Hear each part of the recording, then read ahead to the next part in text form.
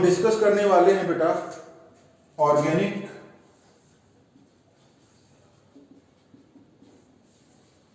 Compound.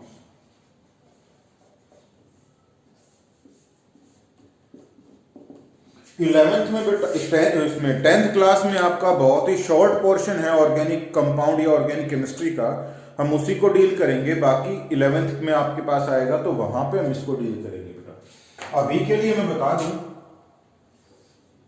कि जो word आपके पास ऑर्गेनिक है वो निकला है ऑर्गन्स। ठीक है, ऑर्गन्स क्या है आपके पास, यहाँ पे जो लिविंग ऑर्गेनिज्म होते हैं उनके जो बॉडी के अंदर जो कंपोनेंट्स हैं आपके पास ऑर्गन्स हैं, तो उनसे आपके पास ऑर्गेनिक बना है।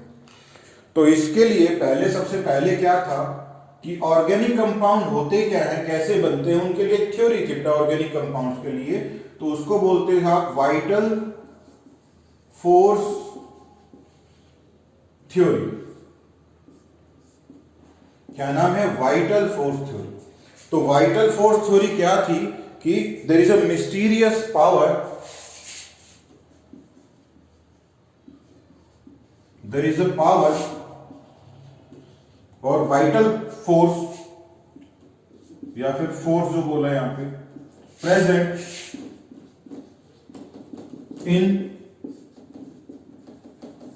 Living beings due to which they can prepare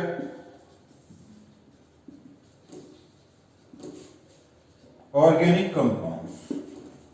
ठीक है, अब उस पावर को, उस फोर्स को क्या बोला, वाइटल फोर्स और पावर बोला। तो इनिशियली हमारे पास क्या माना गया कि लिविंग ऑर्गेनिज्म के अंदर आपके पास एक फोर्स, एक पावर होती है जिसकी वजह से वो क्या बना सकते हैं, वो ऑर्गेनिक कंपाउंड्स को प्रिपेयर कर सकते हैं बेटा। ठीक है, तो इनिशियली ये थ्योरी थी जिसका नाम था वाइटल फोर्स थ्योरी। उसके बाद आपके पास एक साइंटिस्ट था वूलर, जेम्स वूलर या वूलर आपके पास था। इसने एक कंसेप्ट यहां पे डेवलप किया। वो क्या कर रहा था, सुनते हैं, देखते हैं एक बार ध्यान से। ठीक है, तो वो अमोनियम साइनाइड बना रहा था बेटा। क्या बना रहा था, NH4CnO बना रहा था। तो उसने क्या किया, ये बनाने के लिए उसने अमोनियम क्लोराइड लिया, NH4Cl लिया, उसके साथ पोटेशियम साइनाइड की रिएक्शन करा दी ऑन हीटिंग, तो उसके पास बन गया NH4CnO।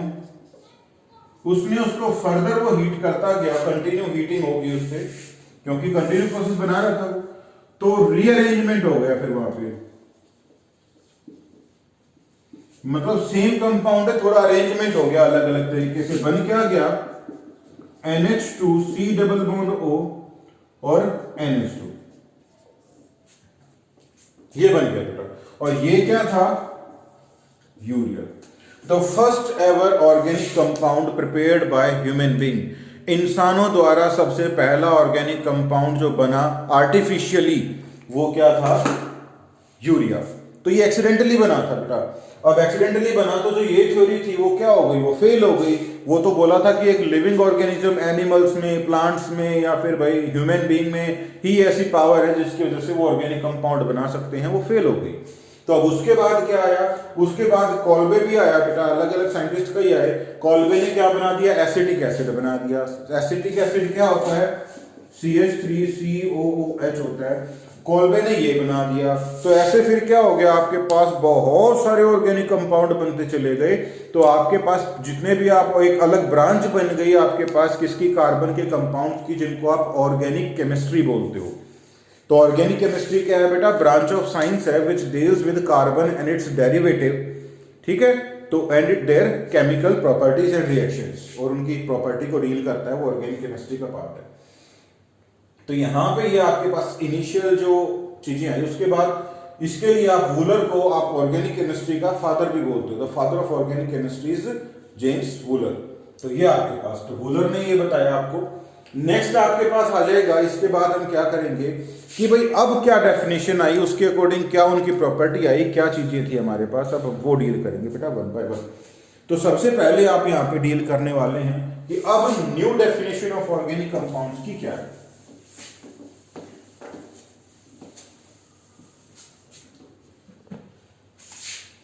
New definition,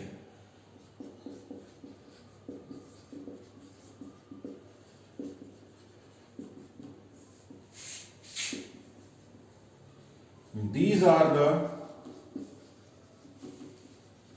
compounds of carbon and their derivatives in which carbon present as a main element and hydrogen atom is present to fulfill the valency of carbon atom। ठीक है भाई, तो ये आपके पास ऑर्गेनिक कंपाउंड्स के अंदर है आपके पास, ठीक है। क्या है ऑर्गेनिक कंपाउंड्स के अंदर, एंड सम अदर एलिमेंट्स में be present with it. Other element nitrogen हो सकता है, ऑक्सीजन हो सकता है, सल्फर हो सकता है, ठीक है, फास्फोरस हो सकता है, बहुत सारे और भी एलिमेंट हैं जो इनके साथ प्रेजेंट हो सकते हैं, जिनको आप किस श्रेणी में लेते हो, ऑर्गेनिक कंपाउंड्स के अंदर काउंट करते हो। यहाँ पे मेन कंपोनेंट क्या है, कार्बन एंड इट्स कंपाउंड, ठीक है, तो उसको आप क्या लेते हो, ऑर्गेनिक कंपाउंड्स के अंदर आते हैं, ठीक है, यहां तक आपके पास। अब इसके बाद है कि भाई ये कार्बन ही क्यों है ऐसा जिसके अलग अलग ब्रांचेज इतनी ज्यादा डील की गई, तो उसकी कुछ प्रॉपर्टीज हैं कार्बन की, जिनमें सबसे मेन प्रॉपर्टी आती है कैटिनेशन। कैटिनेशन प्रॉपर्टी क्या है कार्बन की, वो हम देखने वाले हैं। कैटिनेशन, इसको बोलोगे it is the self linking property of any element by which it can form long chain of same elements without breaking। तो बेटा कार्बन, कार्बन की वही प्रॉपर्टी थी जिसको आपने कैटिनेशन बोला, जिसकी वजह से कार्बन अपने ही जैसे बहुत सारे कार्बन एलिमेंट्स के साथ कंबाइंड करके और एक लंबी चेन बना देता था, और इसकी जो बॉन्ड एनर्जी थी वो भी बहुत हाई थी, जिसकी वजह से इसको तोड़ना भी बहुत मुश्किल था। तो उस प्रॉपर्टी को क्या बोला हमने, कैटिनेशन प्रॉपर्टी बोला, ठीक है, कैटिनेशन प्रॉपर्टी हमने यहाँ पे इसको बोला। अब उसके बाद आपके पास क्या आता है, दो अलग अलग चीजें यहाँ पे मैं बताऊंगा आपके पास, ठीक है, जिनको आप डील करोगे यहाँ पे। तो अब हम यहाँ पे करेंगे हाइड्रोकार्बन्स क्या होते हैं, ठीक है, हम क्या करेंगे, हाइड्रोकार्बन्स क्या होते हैं, उनको हम डील करने वाले हैं बेटा नेक्स्ट। तो हम डील करेंगे हाइड्रोकार्बन्स को, तो इसको हटा देते हैं बेटा आगे।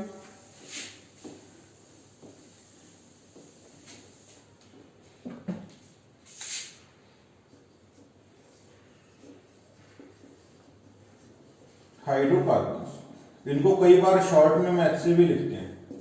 ये क्या होते हैं, these are the compounds of carbon and hydrogen mainly. इनको आप प्योर ऑर्गेनिक कंपाउंड की फॉर्मेशन भी बोलते हो, प्योर आपके पास, ठीक है, प्योर हाइड्रो जो ऑर्गेनिक कंपाउंड की प्योर फॉर्म भी इनको बोलते हो आप इनके।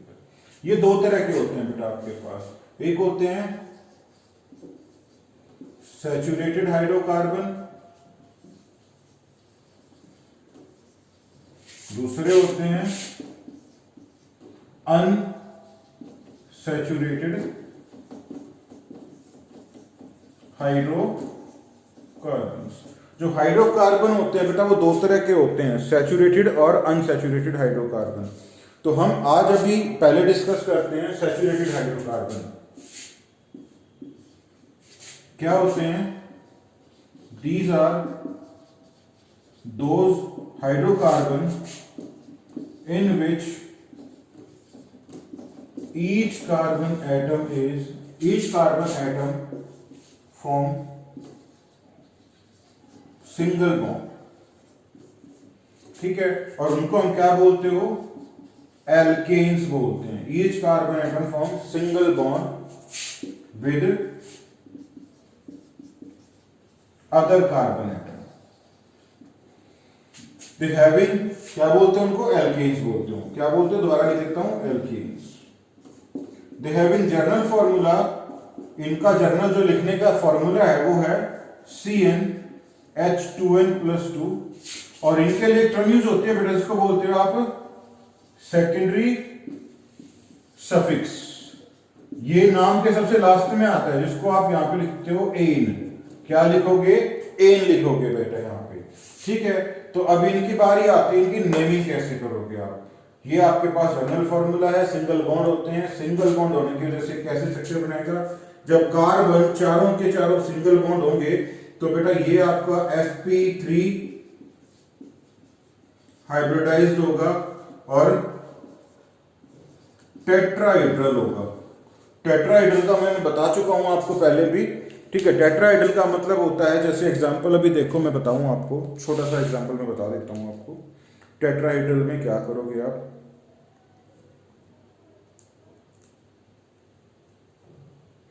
बेटा टेट्राहेड्रल ज्योमेट्री कुछ इस तरह की ज्योमेट्री होती है आपके पास, यूं।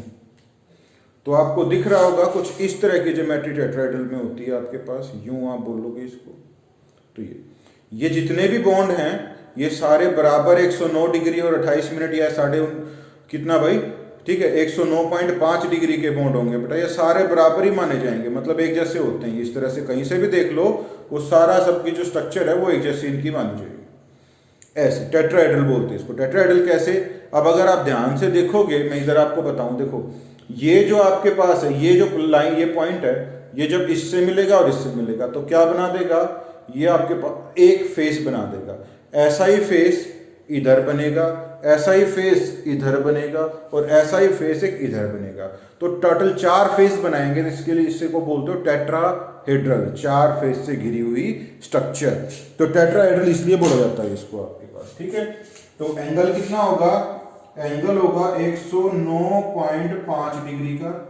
और जब टेट्राहेड्रल बनेगा, बाद में आगे बताएंगे, आपके पास जो दूसरा कार्बन होगा उसके साथ वही जो 154 पिकोमीटर की जो आपकी डायमीटर में थी वही स्ट्रक्चर बनेगी। आप वहां पे भी बता चुके हैं आपको टेट्राहेड्रल।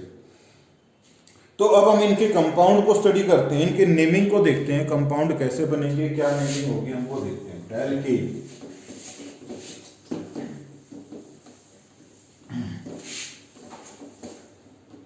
अब एल्केन में क्या होगा वो देखते हैं।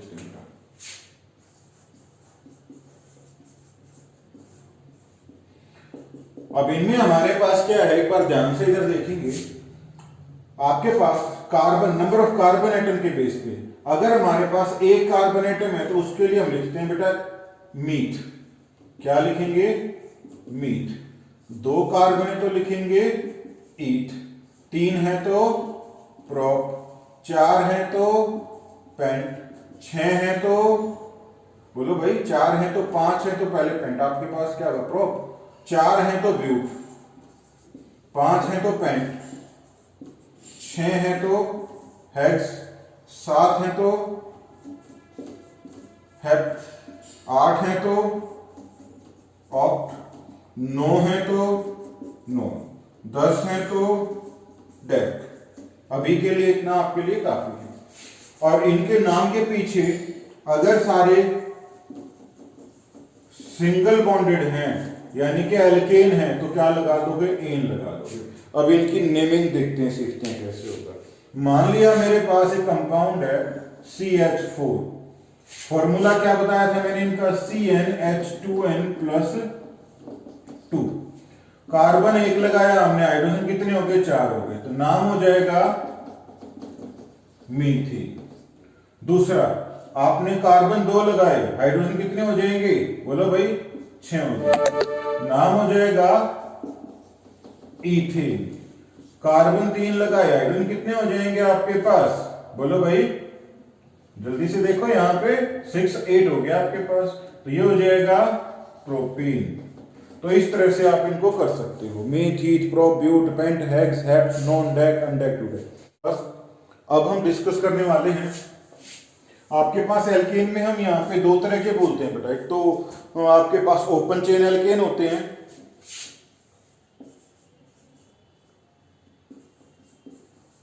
Open chain alkanes.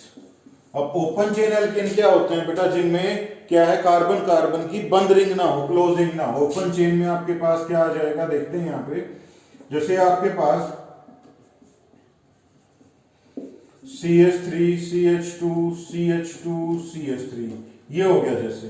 अब इसका नाम क्या हो जाएगा, 4 कार्बन है आपके पास, 4 के लिए मैंने क्या बताया था आपको, मैंने बताया था आपको क्या आएगा, ब्यूट।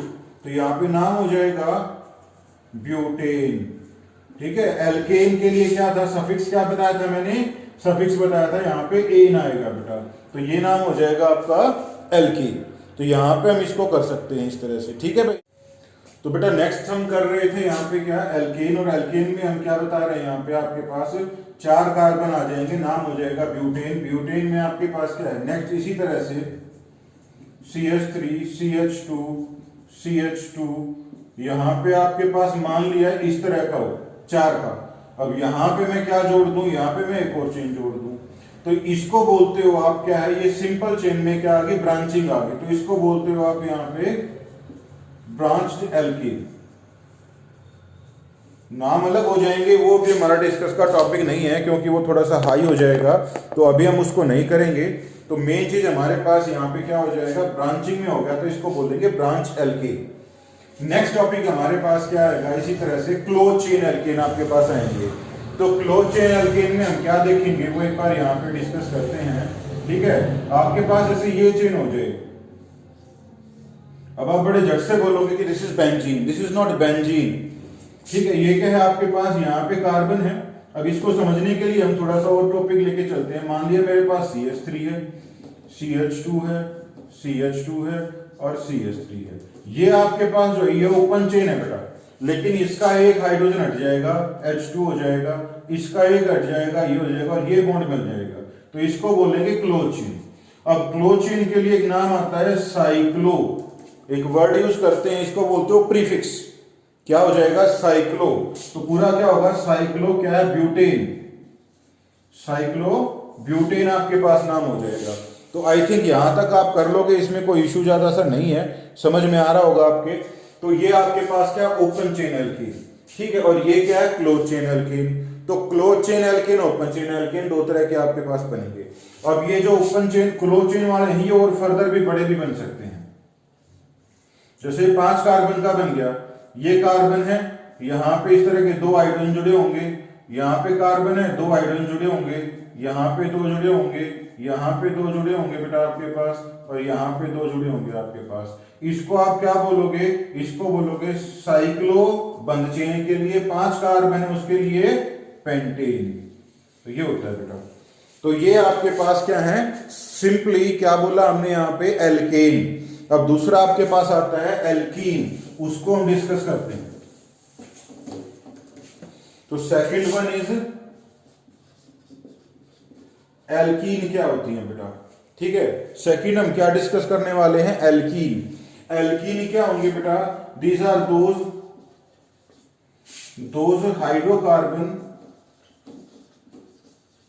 हाइड्रोकार्बन ऑर्गेनिक कंपाउंड्स को भी बोलते हो। सिंपल कार्बन हाइड्रोजन के जो कंपाउंड होते हैं उनको हाइड्रोकार्बन बोलते हैं। दोज हाइड्रोकार्बन विच कंटेन या having at least 1 double bond in it. ये वो हाइड्रोकार्बन होते हैं जिनमें एटलीस्ट एक डबल बॉन्ड तो होगा ही होगा, एक से ज्यादा भी हो सकते हैं। तो इनका जो फॉर्मूला होता है, दे हैविंग जर्नल फॉर्मूला, इनका जर्नल फॉर्मूला हो जाएगा CnH2n। और इनके लिए जो सेकेंडरी जो सफिक्स लगाओगे मतलब नाम के पीछे लगाओगे वो लगता है इन। ठीक है, इन किसके लिए लगा? डबल बॉन्ड के सिंबल होता है, डबल बॉन्ड के लिए हम लगाते हैं इन को हम यहाँ पे। ठीक है, तो इस तरह से अब नेक्स्ट क्या करोगे? इसे नेमिंग करते हैं भाई। अभी एक कार्बन के में तो होगा नहीं क्योंकि मिनिमम 2 तो चाहिए हमें यहाँ पे, तो C डबल बॉन्ड से। अब इसकी क्या भाई 4 बॉन्ड बनाता है ना कार्बन, 2 बना दिए 2 बच गए, तो H2, यहाँ पे 2 बना दिए 2 बच गए CH2। तो इसका नाम क्या होगा? 2 कार्बन के लिए क्या लिखते हो? ईथ। और बेटा इसका नाम डबल बॉन्ड का लिखते हो इन, तो नाम हो गया इथीन। अब जनरल फॉर्मूले के अकॉर्डिंग करते हैं इसको कैसे लिखेंगे। अब N कितने हैं यहाँ पे? 2 कार्बन है। H कितना हो जाएगा? डबल, यानी कि H हो जाएगा 4, तो इसको ऐसे लिखते हो आप यहाँ पे। दूसरा आपके पास हो जाएगा, मान लिया CH3 CH double bond CH2, मान लिया ये हो गया आपके पास।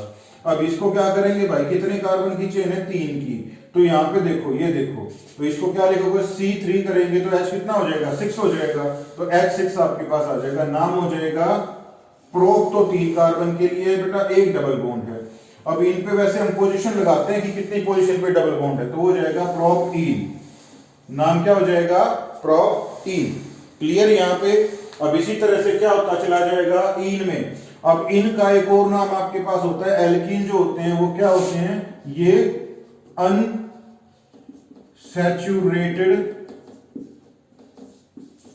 हाइड्रोकार्बन्स होते हैं। अनसैचुरेटेड का मतलब ये सैचुरेटेड नहीं होते। जैसे आपके पास क्या है? ऑयल हैं या फैट जो होते हैं, जैसे आपका डालडा घी बोलते हो ना आप, जो वेजिटेबल घी बोलते हो या वेजिटेबल ऑयल वगैरह हैं या ऑयल जितने भी होते हैं, वो अनसैचुरेटेड फैट होते हैं बेटा। वो ऐसे होते हैं आपके पास, अनसैचुरेटेड फैट की कैटेगरी में वो आते हैं आपके पास। अब नेक्स्ट हम क्या करेंगे? अब उसमें देखते हैं आपके पास। ठीक है, जो नेक्स्ट कैटेगरी आपके पास हो जाएगी वो हम स्टडी करते हैं। अब ये समझ आ गया ना सबको? ऐसे ही हम क्या करेंगे, मान लिया एक से ज्यादा डबल बॉन्ड हो, मान लिया यहाँ पे डबल बॉन्ड आ जाए, ये CH हो गया, ये CH2 हो गया, यहाँ पे C हो गया H, यहाँ पे डबल बॉन्ड, फिर CH2 हो गया। अब बेटा हमने क्या देखना होता है कि किस तरफ से नंबरिंग कम मिलेगी इनको। जैसे 1 2 3 4 5 6, कितने कार्बन हो गए? 6 कार्बन। तो 6 के लिए क्या लगाते हो आप? यहाँ पे हेक्स लगाते हो। और डबल बॉन्ड कहाँ कहाँ है? एक तो फर्स्ट तो 1 पे है, दूसरा 4 पे है, तो हेक्स 1 4 डाई इन। डाई का मतलब होता है 2, तो इसके लिए हम यूज करते हैं। जैसे एग्जांपल के तौर पे मैं बताऊं आपको, अगर हमारे पास 2 डबल बॉन्ड हैं बेटा, 2 डबल बॉन्ड है तो लिखेंगे डाई इन। 3 डबल बॉन्ड हैं तो लिखेंगे ट्राई इन। 4 डबल बॉन्ड हैं तो लिखेंगे क्या? टेट्रा, टेट्रा इन। तो इस तरह से नाम इनके होते हैं, डाई, ट्राई, टेट्रा, पेंटा, हेक्सा, हेप्टा, ऑक्टा, नोना, डेका, अनडेका, डोडेका। तो ये बहुत सारे नाम होते हैं बेटा हमारे पास। ठीक है, अभी हमारे कैटेगरी में नहीं आए हैं, तो हम जहां तक आए हैं वहीं तक देखेंगे। ये आपके पास हो गया क्या? एल्कीन। जो आपके पास घर पे ऑयल होते हैं, जितने भी ऑयल होते हैं घर पे, चाहे वो मस्टर्ड ऑयल हो, चाहे वो कोकोनट ऑयल हो, चाहे आपके पास रिफाइंड ऑयल हो, चाहे आपका जो डालडा घी हो, वो सारी चीजें बेटा इसी कैटेगरी में आती हैं, एल्कीन की कैटेगरी में। नेक्स्ट हम देखते हैं एल्काइन। ठीक है, इसमें क्या बोलोगे? इसमें ये बोलेंगे हम कि जो आपके पास हाइड्रोकार्बन है, हाइड्रोकार्बन है, must contain at least 1 triple bond in it. क्या होना चाहिए? एक ट्रिपल बॉन्ड होना ही होना चाहिए बेटा इनके अंदर, एक ट्रिपल बॉन्ड जरूरी है। तो उसको क्या बोलेंगे हम? यहाँ पे एल्काइन बोलेंगे। तो इनका जर्नल फॉर्मूला जो होगा एल्काइन का, वो क्या होगा बेटा? आपके पास CN और H2N-2 फॉर्मूला होगा। ठीक है, अब इनके लिए जो सेकेंडरी सफिक्स लगाओगे आप, सेकेंडरी सफिक्स आता है जो सबसे लास्ट में होता है नाम के बेटा, तो सेकेंडरी सफिक्स लगाओगे तो क्या आ जाएगा इसका सेकेंडरी सफिक्स बेटा? वो हो जाएगा हमारे पास, क्या हो जाएगा? YNE। ठीक है, अब इनके नाम लिखने सीखते हैं यहाँ पे। अब मान लिया आपके पास कितने, अब ये भी एक कार्बन का तो होगा नहीं क्योंकि बॉन्ड तो बेटा 2 के बीच में होना ही होना चाहिए, तो ये मिनिमम 2 से स्टार्ट होगा, तो 2 लिख दोगे। यहाँ पे H कितना हो जाएगा? डबल करके 2 माइनस करो तो 2 ही रह जाएगा, तो C2H2 सबसे छोटा एग्जांपल। ये कार्बन ट्रिपल बॉन्ड, ये कार्बन, ये हाइड्रोजन, ये हाइड्रोजन। तो 2 कार्बन बेटा, 2 के लिए क्या लगाते हो नाम आप? ईथ। और अगर ट्रिपल बॉन्ड है तो क्या लगाओगे? वाइन। तो इसका नाम हो जाएगा इथाइन। होप सो आपको समझ आ रहा होगा।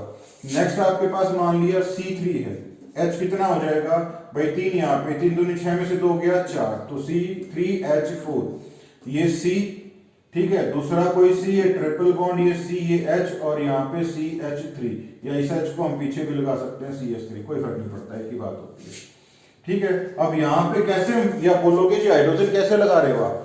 तो बेटा हर एक कार्बन के जो 4 बॉन्ड पूरे करने हैं हमने, इस कार्बन के देखो 3 इधर, 1 इधर, 4 हो गए। अब इसके 4, ये 3 ये जुड़े हुए हाइड्रोजन, 1 ये जुड़ा हुआ है, इसके 4, 3 ये जुड़े हुए, 1 हाइड्रोजन जुड़ा हुआ है। कितने कार्बन है? 1 2 3, 3 कार्बन, तो क्या नाम लिखेंगे? प्रोप, ठीक है। और क्या लिखेंगे आपके पास? देखो अब वैसे नंबर बोलूंगा तो मैं कितने पे? 1 नंबर पे, तो लिखूंगा 1 आइन। लेकिन हमें पता है अगर मैं इधर डाल दूंगा डबल बॉन्ड को, तो ये आपका क्या हो जाएगा? 1 आइन। इधर डाल दिया तो ये हो गया, तो प्रोपाइन इसका नाम हो जाएगा। नेक्स्ट हम देखते हैं आपके पास, मान लिया C5 हमने लिख दिया, तो C5, H कितना होगा भाई? 5 दूनी 10 में से 2 गया 8, ठीक है। तो यहां पे देखो क्या करेंगे, CH3 CH2 CH2, कितने हो गए आपके पास? 1 2 3, और मान लिया यहां पे C है तो ट्रिपल बॉन्ड, यहां पे CH। कैसे नंबरिंग करेंगे? 1 2 3 4 5, कितने कार्बन है? 5, 5 के लिए क्या करते हो? पेंट, PENT, पेंट आपके पास हो गया। अब फर्स्ट नंबर पे क्या है? डबल ट्रिपल बॉन्ड है, तो YNE, पेंटाइन नाम हो जाएगा, पेंट 1 आइन। तो ये एल्केन, एल्कीन और एल्काइन आपके पास होते हैं। एक छोटी सी जानकारी मैं आपको और दे दूं यहाँ पे कि बेटा जो आपके पास जो एल्केन होते हैं ना, एल्केन, उनमें एक टर्म होती है, वो होती है हाइब्रिडाइजेशन। याद रखने के लिए मैं अभी समझा नहीं रहा इसको, मैं ये सिर्फ आपके याद रखने के लिए, अभी के लिए समझा नहीं रहा मैं इसको। तो बेटा एल्केन जो होते हैं ना, जो पहले वाला किया था हमने, उसमें हाइब्रिडाइजेशन होती है sp3। जो आपके पास एल्कीन होते हैं ना, एल्कीन, हाइब्रिडाइजेशन होती है sp2। और जो आपके पास एल्काइन होते हैं ना, एल्काइन, हाइब्रिडाइजेशन होती है sp हाइब्रिडाइजेशन, ठीक है। तो ये इसको रट लो, याद कर लो, या जैसे भी समझ लो, ये करना है, ठीक है भाई। तो ये आपका ऑर्गेनिक का पोर्शन था जो आपके एग्जाम के लिए है। बाकी तो और भी बचा हुआ है फंक्शनल ग्रुप वाला बहुत सारा, बट आपके एग्जाम के लिए बेटा अभी यही है, ठीक है। तो इसको हम कंप्लीट करेंगे अच्छे से। और बेटा शेयर करो, जितने भी बच्चे देख रहे हैं वीडियो को, सभी बच्चे शेयर करेंगे, सब्सक्राइब करेंगे, ठीक है, ताकि और बच्चे भी इन वीडियोस का